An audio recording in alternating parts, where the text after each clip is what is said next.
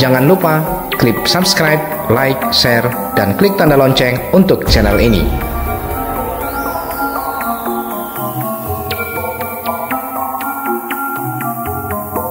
Sejak merdeka pada 17 Agustus 1945, Indonesia terus merumuskan konsep negara demokrasi yang dicita-citakan.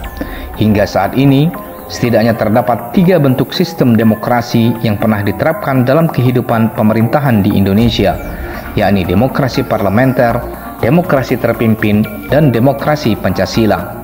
Demokrasi parlementer adalah awal mula dipraktikannya demokrasi di Indonesia pada periode tahun 1945 hingga 1959.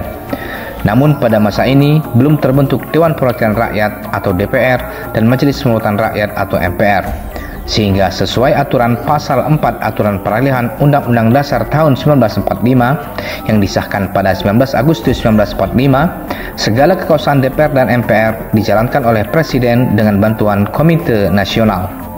Untuk menjalankan kekuasaan legislatif ini, Presiden Soekarno secara resmi melantik anggota Komite Nasional Pusat atau KNP, atau juga yang sering disebut dengan Komite Nasional Indonesia Pusat atau KNIP pada 29 Agustus tahun 1945. KNP atau KNIP ini merupakan cikal bakal lahirnya DPR. Demokrasi parlementer adalah sistem pemerintahan di mana parlemen negara punya peranan penting. Pada sistem ini, rakyat memiliki keleluasaan untuk ikut campur urusan politik dan boleh membuat partai.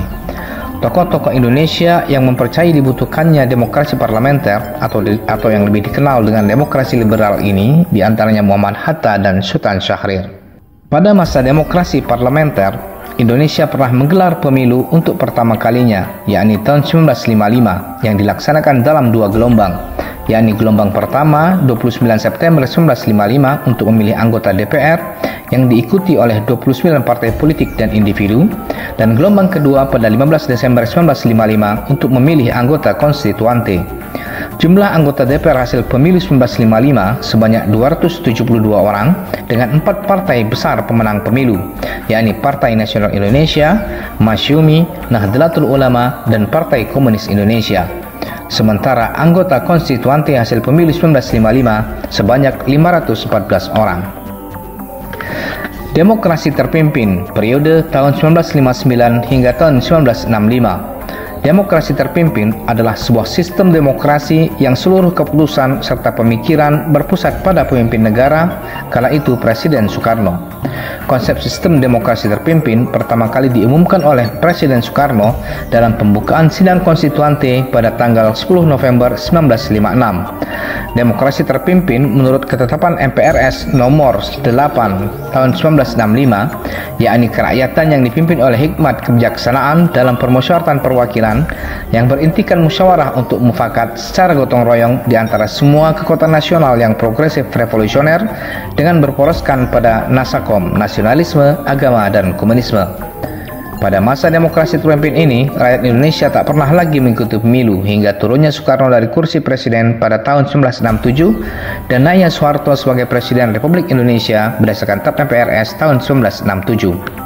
Demokrasi Pancasila periode 1967 hingga masa sekarang terbagi dalam 2 era, yakni era Orde Baru dan era Reformasi. Demokrasi Pancasila lahir atas berbagai bentuk permasalahan yang dialami bangsa Indonesia selama berlakunya demokrasi parlementer dan demokrasi terpimpin. Pangkal demokrasi Pancasila adalah kekeluargaan dan gotong royong. Dalam pidato kenegaraan tanggal 16 Agustus 1967, Presiden Soeharto menyatakan bahwa demokrasi Pancasila berarti demokrasi kedaulatan rakyat yang dijiwai dan diintegrasikan dengan sila-sila lainnya dalam Pancasila. Azas atau prinsip utama demokrasi Pancasila adalah pengambilan keputusan melalui musyawarah mufakat. Kendati demikian, dalam penerapannya selama era Orde Baru, demokrasi Pancasila tidak berjalan sebagaimana yang didamba-dambakan.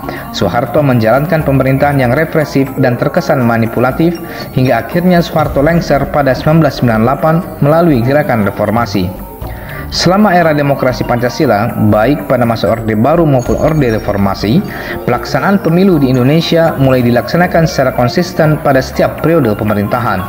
dimulai dari pemilu tahun 1971, pemilu 1977, pemilu 1982, pemilu 1987, pemilu 1992, pemilu 1997, pemilu 1999, pemilu 2004, pemilu 2009, pemilu 2014, pemilu 2019, dan dalam waktu dekat rakyat Indonesia akan menyelenggarakan pemilu serentak nasional tahun 2024.